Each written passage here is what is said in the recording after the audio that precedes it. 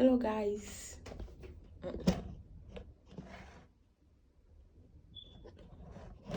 Hello guys, how are you doing? How's everyone doing? I hope this is the right angle though. So sorry. Let me start like. Hello guys, how are you doing? This is Ayabamiji Miss Peace. If you are seeing this face for the first time, I am a Christian. I believe in excellence, I believe in purpose, I believe in a whole lot of things. And I'm sorry if I'm looking at my side. Sorry, I have a mirror at the front of me.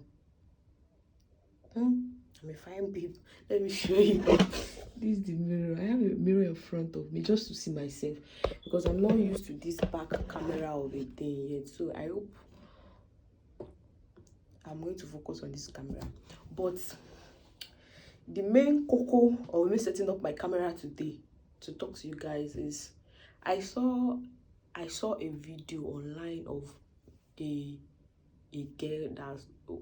She was talking about things that she realized now that she's 20 years old, that she's no longer 18, and she was giving the advice to people, hoping that it's going to help them. So I got the inspiration from that video. I'm going to tag the person. So sorry, I was sweating. I'm going to tag the person. So just to give credit to the person because I didn't actually think of the video just by myself. I came across it online and I thought, okay, maybe I'm going to do a Christian fashion of that video. Things that I realized is going to help a lot of things now that I'm in my 20s. So let's start. Talking to camera is kind of weird because it's been a long time since I sat down and spoke to the camera. So sorry, I'm trying to get used to it again. So the first one I'm going to talk about is, as a Christian, put God first. I know you've heard it like a lot of people have been preaching it. Your mom told you, your dad told you, your friends at church told you, but the number one thing is, I'm going to emphasize it again, put God first. Because as a Christian, and what I believe, and even not only what I believe, what is in the Bible, because I try to base my ideologies on what is in the Bible. As a Christian, that you're a child of God, it's only God that knows you. It was the one that created you. Said he knew you before he thought of putting you in your mother's womb. So he knows what he plans for you. He knows the thoughts that he has toward you. So it's only in God that you can find genuine happiness, because I know what everybody is looking for in this world is happiness, joy, and all of that. But it's only in God that you can find purpose that is going to give you happiness. So more than anything, put God first in everything. Everything, put God first, because it's in God that you're going to find your purpose. And that's the second thing that I'm going to be talking about is number 2. Find your purpose. Find your purpose early as much as you can, so that you will not go and build your whole life around something and later finding out that it doesn't bring you happiness. Because it's only your purpose that can give you happiness. It's only your purpose that can make you fulfilled. Feel fulfilled. That you understand, you get what I'm trying to say. So put much effort as much as possible in finding your purpose, so that you're not going to build permanent life choices around something that doesn't make you happy, that doesn't make you fulfilled. So, and it's only in God that you can find your purpose. So it also goes back to trying to build a relationship with God. You understand what I'm saying? Try to find your purpose, get resources, read books, and sometimes you have to serve people to know your purpose. Find your purpose. I can't emphasize it. Find your purpose. The third thing is invest in relationship. And when I mean relationship, it's not boyfriend and girlfriend. See, at this point, if you are 18, I actually believe that if you are not over 20, if you are not in your 20s, like if you are not 20 years above, and for ladies and for men 23, don't even think about relationship, because you don't know what you want. Like, don't, and when I mean relationship, don't think about romantic relationship. Forget about romantic relationship. That's the third thing. Forget about romantic relationship. You don't need this. You don't know what you want in men yet. You don't know what love, to me, you don't even know what love means yet.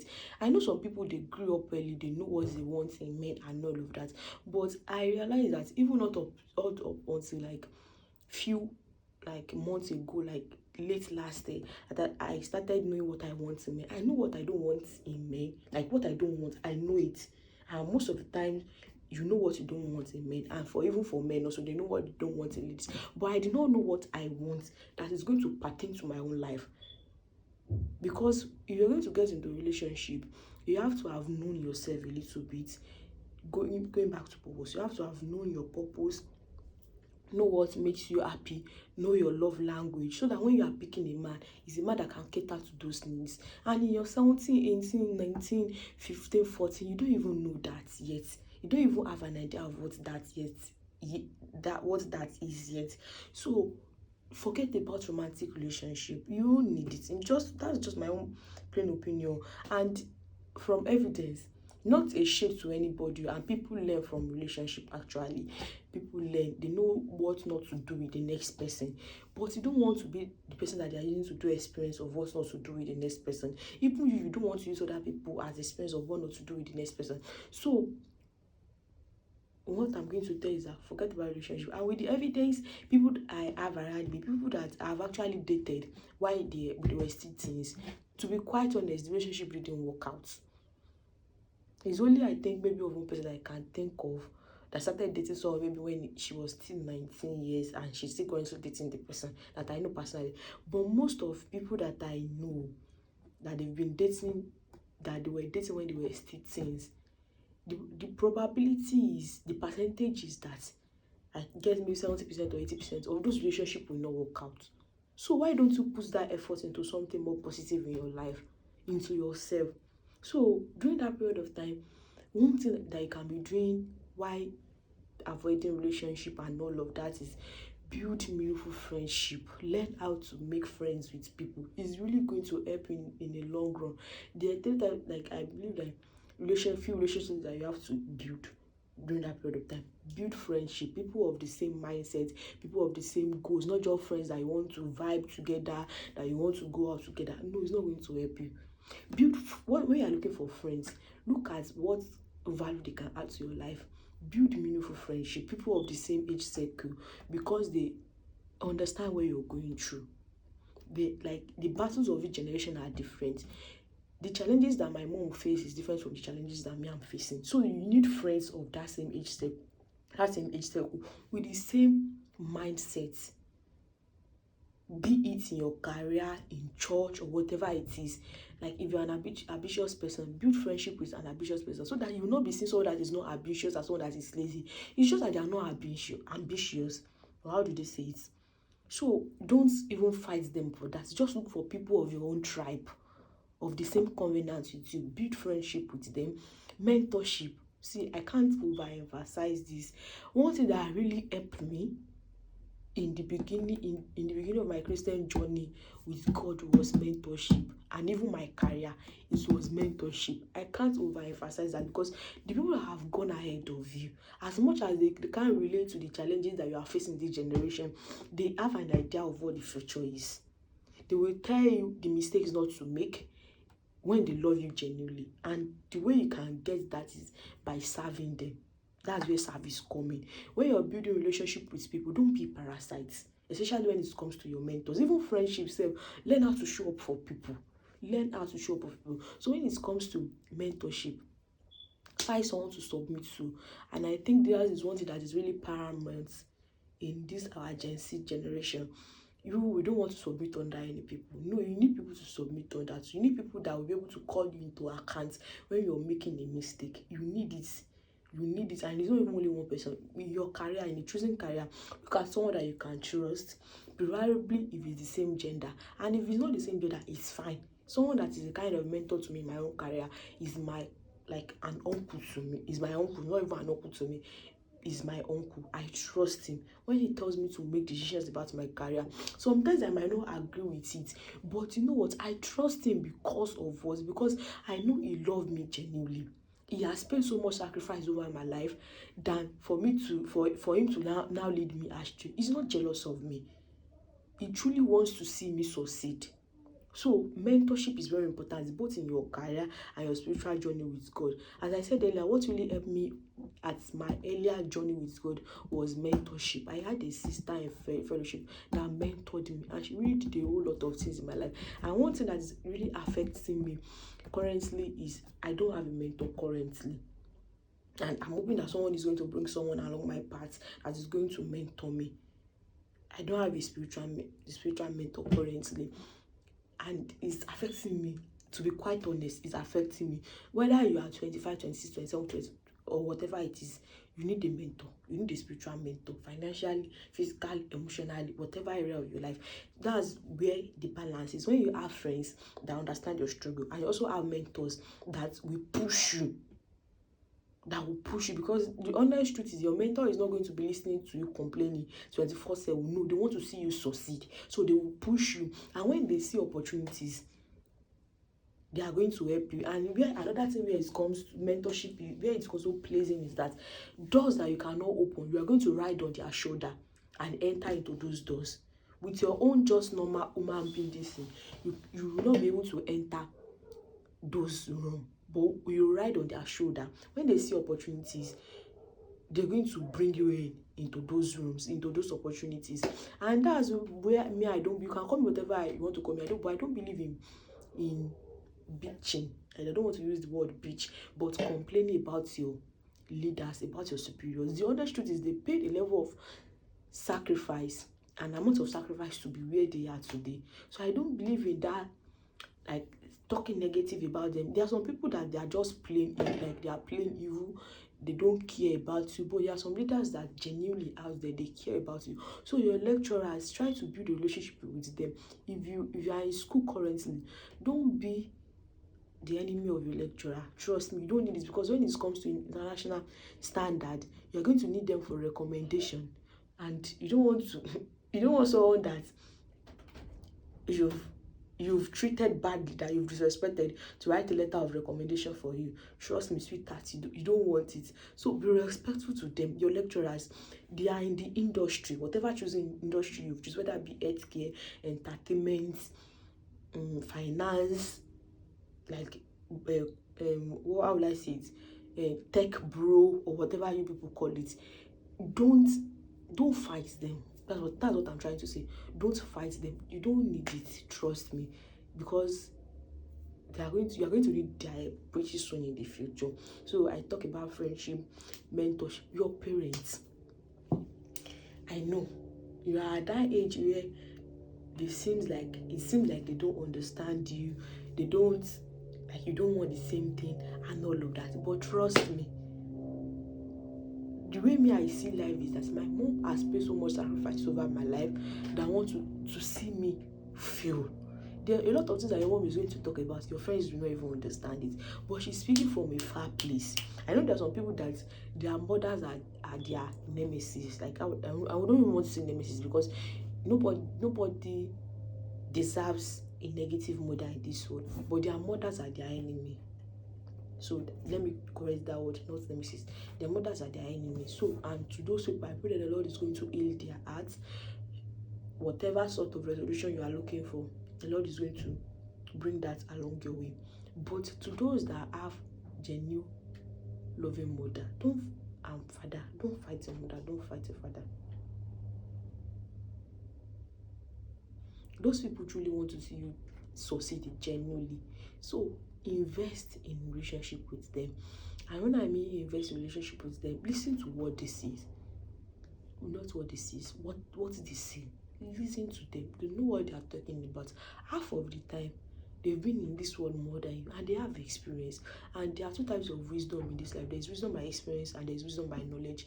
As much as I value wisdom by knowledge, I really respect wisdom by experience, because the experience, someone that have knowledge. Might just be saying, oh, do this, do that, but they don't know the challenges you are going to face while doing this or that. But someone that have experienced it will be like, okay, while I was doing this, this is what I did. This is what the challenges I faced. Prepare for these challenges. You are going to get more results from someone. So your friends will have wisdom by knowledge, opportunities, and all of that. But your parents, your family, especially your elderly ones, the elderly ones, they have wisdom by experience. They have wisdom by experience. And invest in relationship.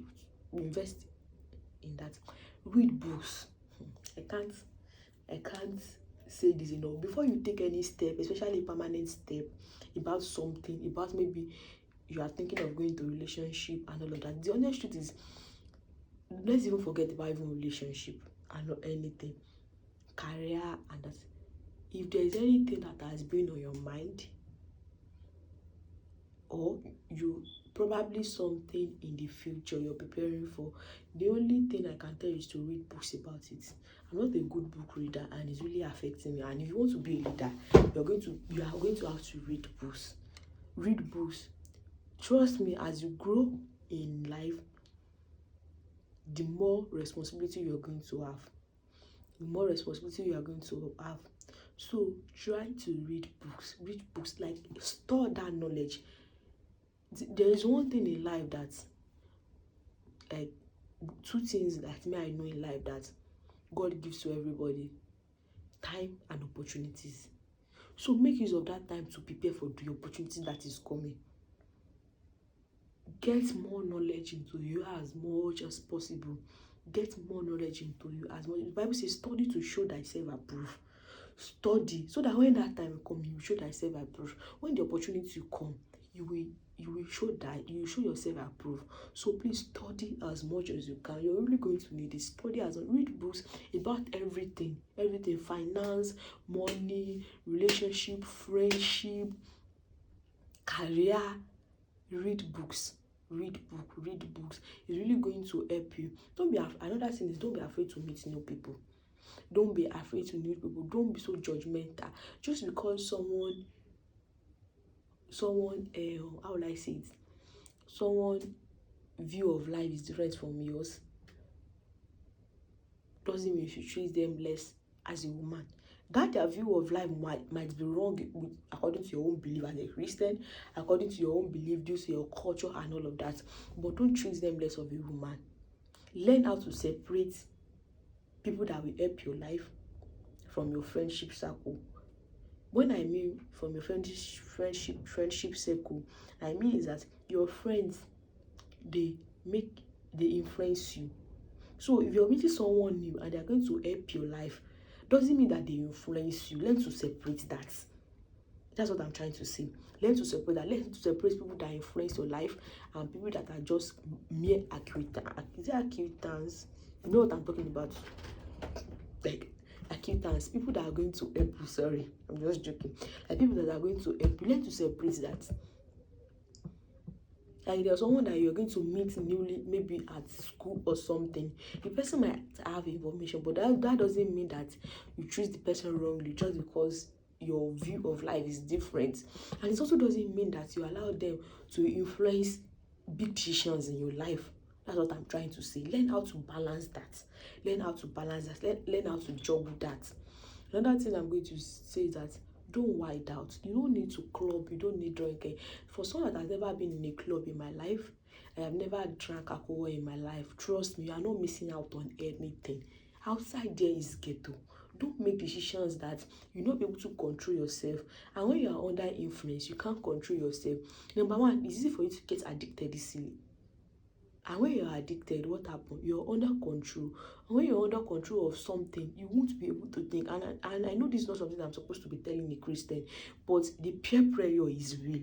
Trust me, those people that they are pressuring you into doing those things, 10 years down the line, they will not be there when you're still suffering the consequence of it. 20 years down the line, is your life that is impacted. So don't listen to them. Peer pressure, as someone that was influenced by my peers a lot while I was in secondary school. I was bullied a little bit. Trust me, I'm doing so fine today that those things do not matter. You understand what I'm saying? The first relationship and the only relationship I ever got in my life, it was because of peer pressure. And 6 months down the line, the guy is a very great guy, but trust me, I didn't gain anything from it. It didn't really help my life. And that's just, thank God I didn't succumb to it into doing something bigger. So clubbing, drinking and all of that is not going to benefit you. And even there's one of my brothers that have told me, like, he has been to club before and all of that, and I learned a lot from them, like especially those people that have gone ahead of me, the mistake that I made. He told me verbatim that there is nothing in it. Like, there is nothing in it. You don't even want to do it. You don't even want to do it. And for people that would like to date, this is an advice for, and it doesn't even have to be people that we date.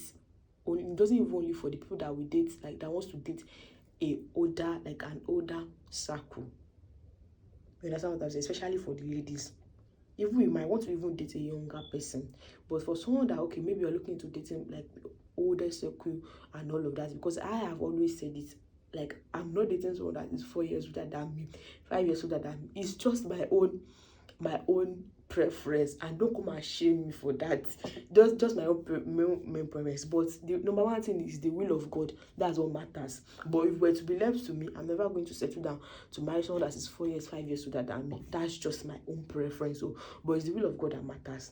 But if you are looking to date older circle, what that is really going to help you is that no man wants, it's not even the older circle, maybe accomplished men. There are a lot of young Christians that are accomplished men. Let me tell you that. So don't even be deceived about, maybe I'm going to cut that part out.